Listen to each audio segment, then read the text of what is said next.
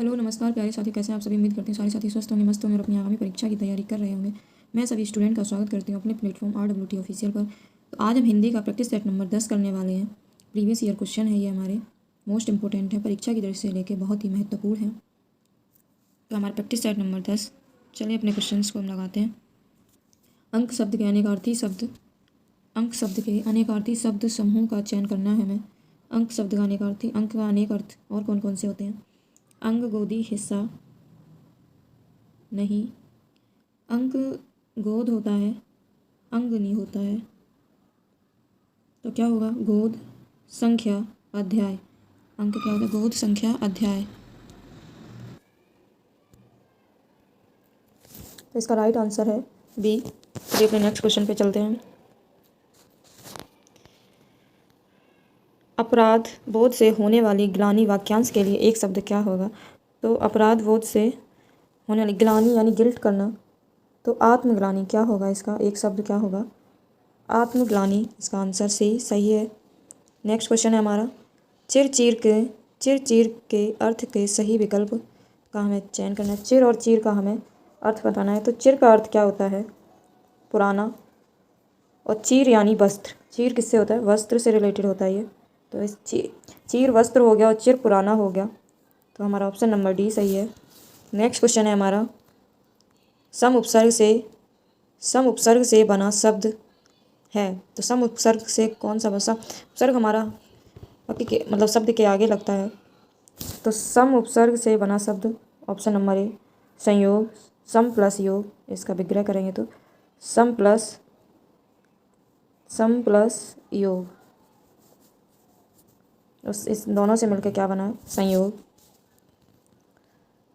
Next question है हमारा,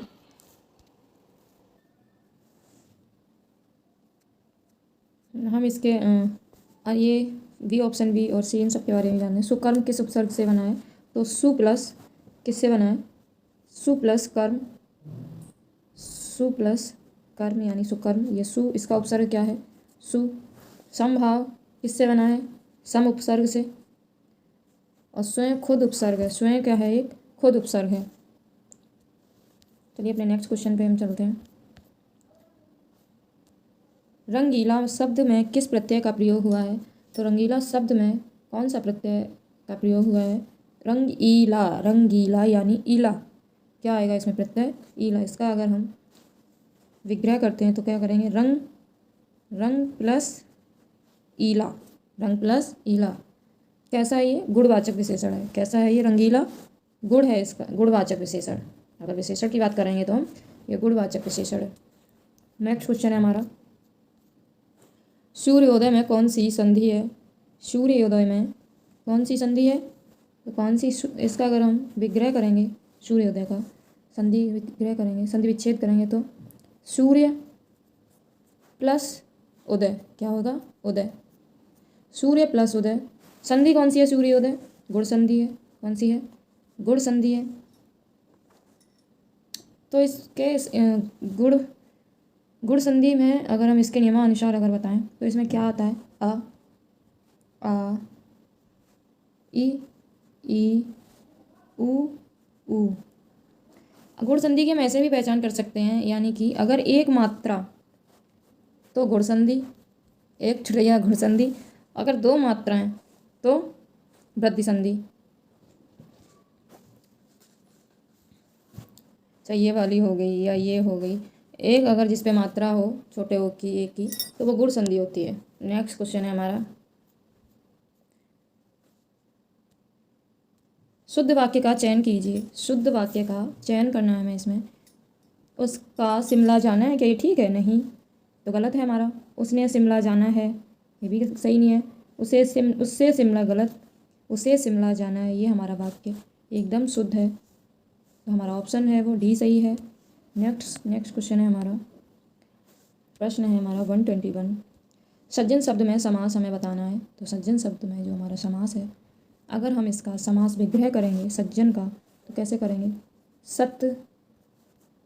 सत्य प्लस जन यानी सज्जन, सत्य प्लस जन यानी सज्जन।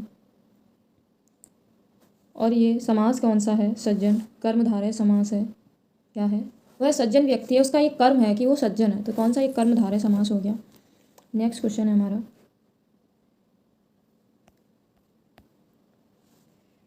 Question number 121। चलो इसे पढ़ते हैं। वाच्य के कितने भेद होते हैं, तो हमें वाच्य के भेद बताने हैं। कितने भेद होते हैं वाच्य के, तो हिंदी के वाच्य के 3 भेद होते हैं। कितने होते हैं, 3 भेद हिंदी के वाच्य के। नंबर 1 नीचे लिख देते हैं नंबर से। 3 होते हैं, कौन कौन से होते हैं वाच्य, तो नंबर 1 कर्तवाच्य, क्या कर्तवाच्य। सेकेंड नंबर कर्मवाच्य, कर्मवाच्य। और थर्ड भाववाच्य, भाववाच्य, भाववाच्य। तो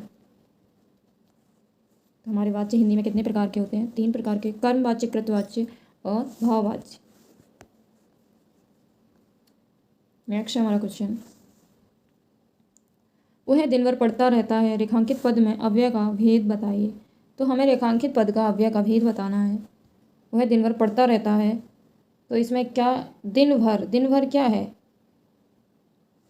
निपात, क्या है ये, निपात अव्यय है।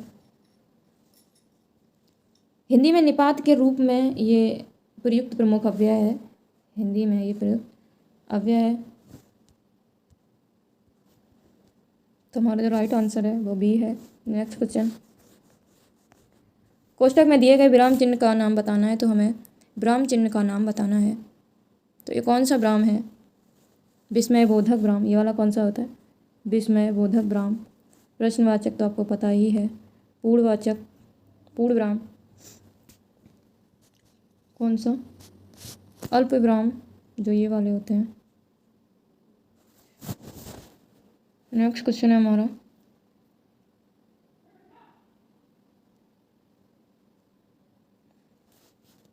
बाल ही खाल निकालना, बाल ही खाल निकालना मुहावरे का अर्थ क्या है। बाल ही खाल निकालना मुहावरे का जो अर्थ है, बहुत मीन मेख निकालना, बहुत मीन मेख निकालना, यही इसका सही अर्थ है। ऑप्शन हमारा सी सही है।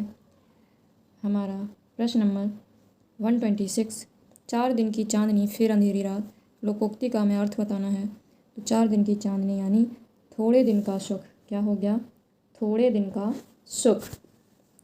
तो ऑप्शन हमारा ए सही हो जाएगा। नेक्स्ट है हमारा, साहित्य में रस का अर्थ होता है। तो साहित्य में रस का अर्थ क्या होता है।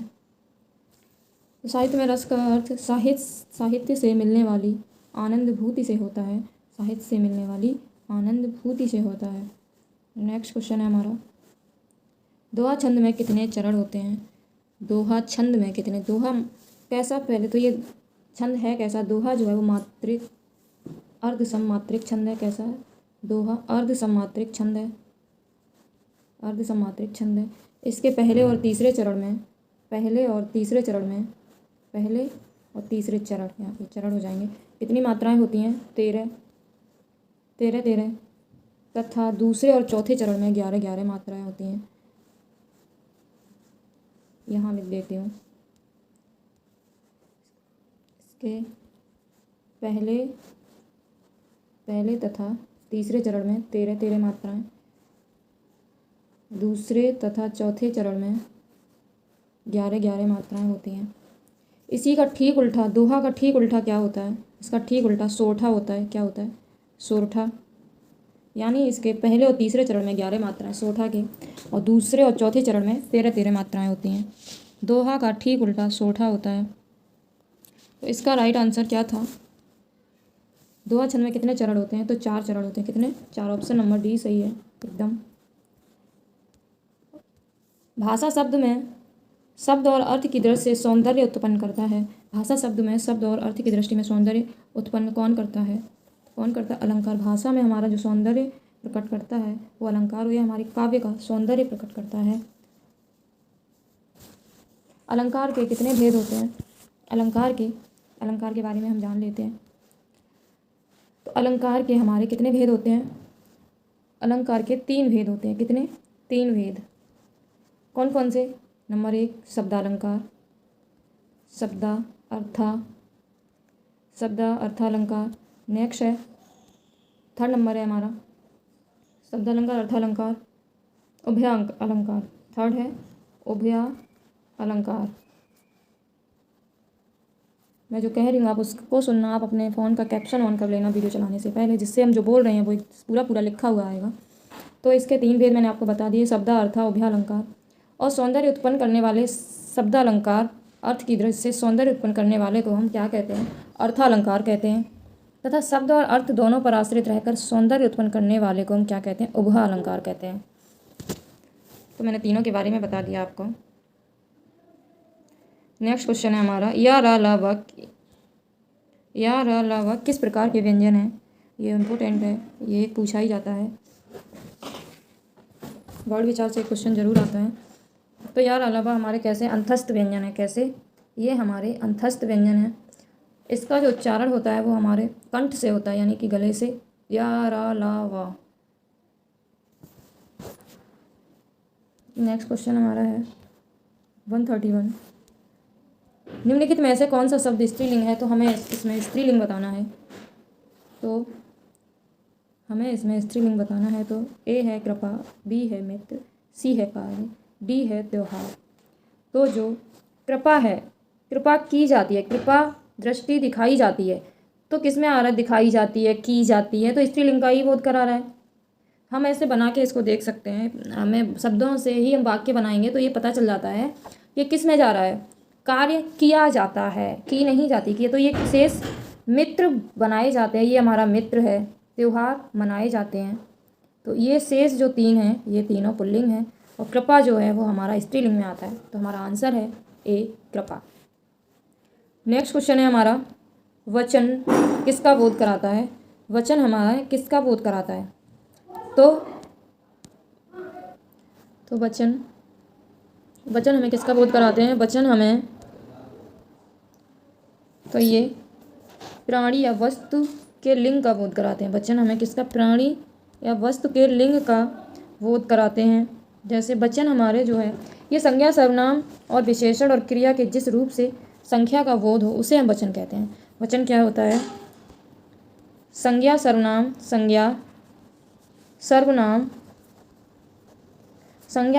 विशेषण, विशेषण और क्रिया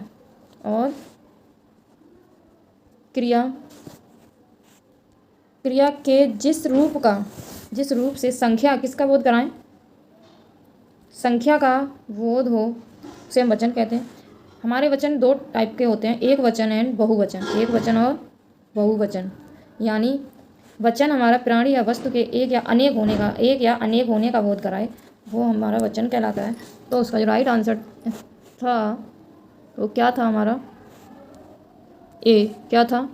प्राणी या वस्तु के एक या अनेक होने का बोध कराए। यही हमारा इन तीनों में से सही है, सुपर है। नेक्स्ट है हमारा 133, उसने टेढ़ी चाल चली, वाक्य में कौन सा कारक है? उसने टेढ़ी चाल चली, वाक्य में कौन सा कारक है? तो वाक्य में कौन सा कारक है? कर्ता कारक। कौन सा कारक है? कर्ता कारक। ऑप्शन नंबर डी सही है इसका। जब कोई अकर्मक क्रिया सकर्मक बन जाए, उसने टेढ़ी चाल चली, जब ये अकर्मक क्रिया से सकर्मक क्रिया बन गई तो कर्ता ने, तो ने इसमें आ गया। कर्ता ने, कारक हमारे कितने होते हैं? 8 होते हैं। कितने होते हैं कारक? 8 होते हैं हमारे। कर्ता ने कर्म को करर से, ये हमारे 8 होते हैं। आपको याद होंगे, आप यूपी पुलिस का सिलेबस कर रहे हैं तो। नेक्स्ट है हमारा, तो मैं क्वेश्चन पढ़ती हूँ। निम्नलिखित में से किस वाक्य में सर्वनाम का प्रयोग हुआ है? आज बरसात होगी, मैं कल दिल्ली जा रहा हूँ, यानी मैं कल जा रहा हूँ, फ्यूचर की बात कर रहा है इसमें। मैं आज बरसात होगी यानी वर्तमान संदिग्ध की बात हो रही है। घर का काम कर लो, यानी कर लो, इसमें भी ये भी नहीं है हमारा सर्वनाम। सीमा और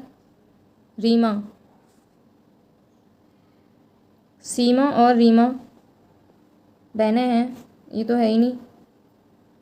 तो हमारा जो सही है वो कौन सा? मैं कल दिल्ली जा रहा हूँ, इसमें सर्वनाम का प्रयोग हुआ है। सर्वनाम क्या होता है? मैं, वो है, हम, ये हमारे क्या होते हैं? सर्वनाम।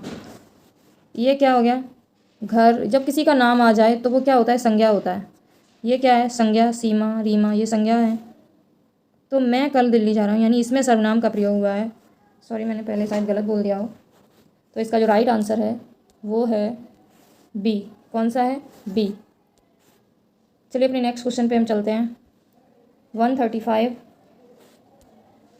विशेषण किस शब्द की विशेषता बताता है। तो विशेषण है वो किसकी विशेषता बताता है, जो संज्ञा सर्वनाम की विशेषता बताए उसे हम विशेषण कहते हैं। तो विशेषण किसकी विशेषता बताता है, संज्ञा एवं सर्वनाम की, उसे हम क्या कहते हैं, विशेषण। तो इसका राइट ऑप्शन ए।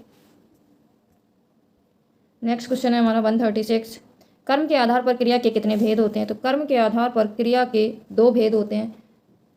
कर्म के आधार पर सकर्मक क्रिया दो भेद होते हैं। कौन कौन से, तो नंबर 1 सकर्मक क्रिया, सकर्मक क्रिया। दूसरी है हमारी अकर्मक क्रिया। तो सकर्मक क्रिया वो होती है जिसमें कर्म जुड़ा हो, अकर्मक क्रिया वो होती है जिसमें कर्म नहीं जुड़ा होता है। जिसमें कर्म ना हो वो अकर्मक क्रिया, और जिसमें कर्म हो वो सकर्मक क्रिया। जिसका कार्य का फल कर्ता पर पड़े उसे हम क्या कहते हैं,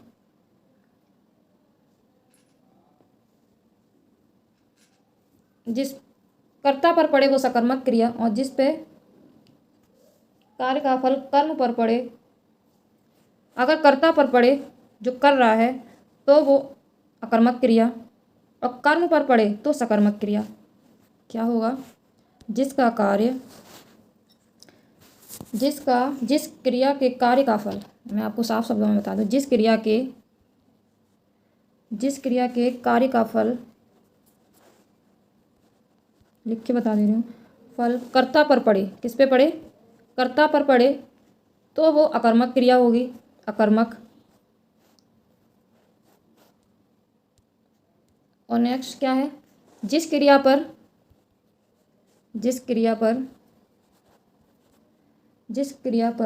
कार्य का फल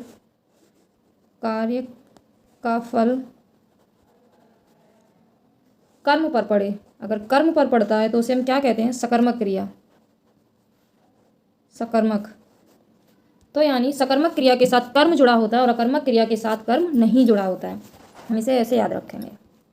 नेक्स्ट है 137 है हमारा प्रश्न नंबर, व्याकरण में काल का क्या अर्थ होता है। तो व्याकरण में काल का अर्थ क्या होता है, समय। काल का अर्थ क्या होता है, समय। जिससे किसी कार्य व्यापार से संचालन का समय और उसकी पूर्ण अथवा अपूर्ण अवस्था का बोध हो, पूर्ण या अपूर्ण अवस्था का बोध हो, उसे हम काल कहते हैं। जैसे मैं पढ़ा रही हूँ, यानी कि वर्तमान, यानी कि हमारा जो कार्य है या व्यापार है, जो हम संचालन, वो हमारे समय और उसकी पूर्ण अथवा अपूर्ण अवस्था पर पड़े।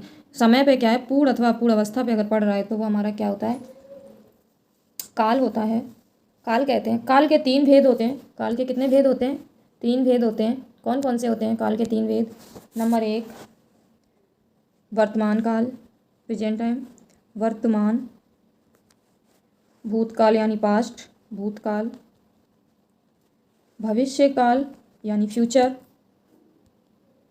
थर्ड है हमारा भविष्य काल।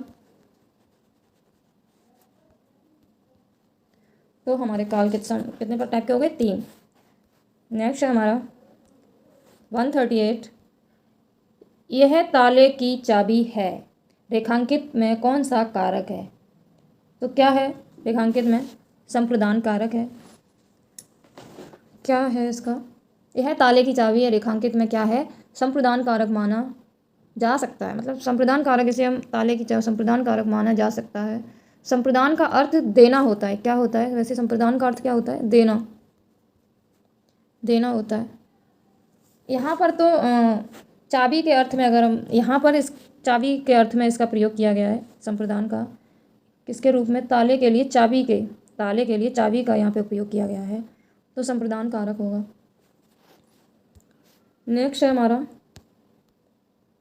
139, निम्न प्रश्न में कौन सा शब्द पुल्लिंग है। तो हमें इसमें अपना पुल्लिंग शब्द बताना है। तो संचालक, यानी इसमें कौन सा हो गया स्त्रीलिंग, संचालक, वो है उसकी संचालक है। तो यही इसका स्त्रीलिंग है। संचालक हमेशा स्त्रीलिंग में आता है। और ये जो भवदिया, साध्वी, साध्वी, डिबिया, डिबिया स्त्रीलिंग है। क्या है? डिबिया, डिबिया स्त्रीलिंग है, साध्वी भी स्त्रीलिंग है और भवदिया भी स्त्रीलिंग है। तो शेष ये तीनों स्त्रीलिंग है। ये स्त्रीलिंग है और ये पुल्लिंग है, जो इसका आंसर है। नेक्स्ट क्वेश्चन है हमारा 140, सॉरी दोबारा से 140। निम्नलिखित में से कौन सा शब्द तत्सम शब्द नहीं है? तो इसमें एक तत्सम शब्द नहीं है, बाकी के कुछ भी हो सकते हैं। देखते हैं। तो इसमें परख तत्सम शब्द नहीं है। ये किसका है? तद्भव। तद्भव, परख जो है वो तद्भव है। इसका परख का जो तत्सम होगा वो क्या हो जाएगा? परीक्षा। क्या हो जाएगा? परीक्षा। परख का परीक्षा तत्सम हो जाएगा और तद्भव इसका परख है। चंद्र का तद्भव चांद होगा। चंद्र का क्या होगा? चांद। चंद्र का चांद हो जाएगा। नेक्स्ट क्वेश्चन है हमारा 141। किस विकल्प में सभी शब्द तद्भव हैं? इसमें सभी शब्द एक विकल्प में सारे कौन से होंगे? तद्भव शब्द होंगे। तो आग, जीव, घर। आग, आग का अग्नि होता है। आग का क्या होता है?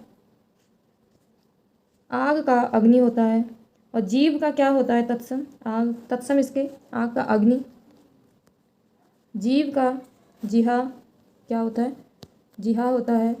और घर का क्या होता है? गृह। तत्सम क्या होता है? तत्सम। ऑप्शन नंबर में हमारा बी है, पत्र, फूल, हाथी। तो पत्र जो है हमारा तत्सम है। कौन सा? ये पत्र है वो तत्सम है। फूल और हाथी ये कैसे हैं? तद्भव। तद्भव है ये। इसमें बरखा तथा रात, बरखा तथा रात, सी ऑप्शन में बरखा तथा रात ये हमारा तद्भव है। कैसा है? और सत्य क्या है? तत्सम है। तत्सम। और ये तद्भव। और जो डी के हैं वो सारे सभी कैसे हैं? तत्सम हैं। सारे तत्सम है। D option. नेक्स्ट है हमारा, दिए गए विकल्पों में से कौन सा विकल्प दूध का पर्यायवाची नहीं है? तो इसमें एक दूध का पर्यायवाची नहीं है। तो दूध का पर्यायवाची अमयी नहीं है। क्या नहीं है? अमयी। अमीय क्या नहीं है? अमीय नहीं है। अमीय अमृत का पर्यायवाची। ये किसका है? अमृत का। अमृत का ये क्या है? पर्यायवाची है। अमीय अमृत का पर्यायवाची। और ये जितने दुग्ध हो गया, गौरस हो गया, पेय, ये सारे दूध के पर्यायवाची हैं। किसके हो गए? दूध के पर्यायवाची। और अमीय किसका है? अमृत का पर्यायवाची है। तो इसका जो राइट आंसर है वो डी है, क्योंकि अमीय इसका नहीं है। नेक्स्ट क्वेश्चन है हमारा 143। सापेक्ष का सही विलोम शब्द क्या होगा? तो सापेक्ष का सही विलोम शब्द हमारा होगा निरपेक्ष। क्या होगा? सापेक्ष का विलोम शब्द निरपेक्ष होता है।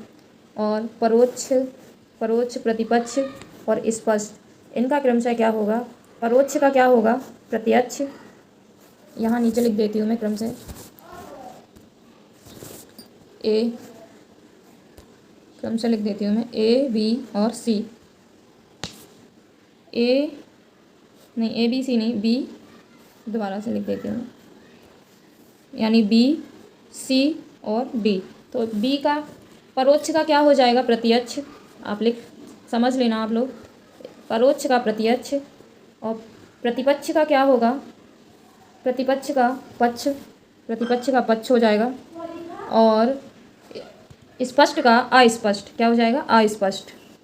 अस्पष्ट इसका हो जाएगा। स्पष्ट का अस्पष्ट ये हो जाएगा इसका। चलिए अपने नेक्स्ट क्वेश्चन पे चलते हैं। निम्न में से रीतिकाल के कवि कौन है? तो रीतिकाल के जो कवि हैं वो हमारे कौन हैं? रीतिकाल के जो कवि हैं वो हमारे ब्रह्म हैं। कौन हैं? ब्रह्म जो है वो रीतिकाल के कवि हैं। और जो ये सारे हैं वो सारे भक्तिकाल के कवि हैं। ये तीनों किसके हैं? भक्तिकाल के कवि हैं। नेक्स्ट क्वेश्चन है हमारा, तो कामायनी के रचनाकार कौन है? तो कामायनी के रचनाकार हैं जयशंकर प्रसाद। कौन है? जयशंकर प्रसाद। आंसू, झरना, लहर, प्रेम, पथिक, पुरस्कार, आंधी, एकादशी, चंद्रगुप्त, अजातशत्रु, स्कंदगुप्त, ये इनकी अन्य रचनाएं हैं। नेक्स्ट क्वेश्चन है हमारा, पथ शब्द का उचित समानार्थी शब्द। पथ यानी राह या मार्ग, क्या होता है? मार्ग, ये हमारा इसका समानार्थी शब्द हो गया। तो हमारे चलिए इस प्रैक्टिस सेट के हमारे सारे क्वेश्चन लग चुके हैं। उम्मीद करती हूँ सबको सारे क्वेश्चन समझ में आए होंगे। तो अगर आपको मेरी वीडियो पसंद आए तो चैनल को सब्सक्राइब करें, वीडियो को शेयर, लाइक, कमेंट करना। Thank you, best of luck.